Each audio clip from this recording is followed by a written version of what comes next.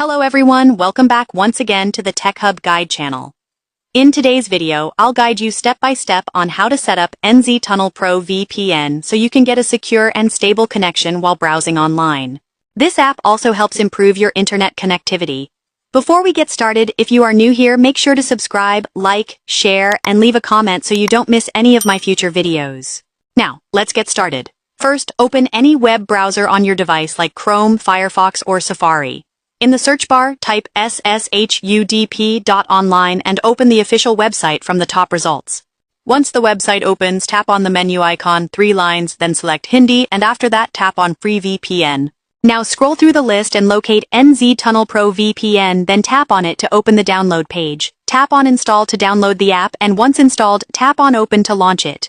After opening the app, you need to do a few simple settings. First, tap on the menu icon at the top and select Update Notes to update the app resources for better performance.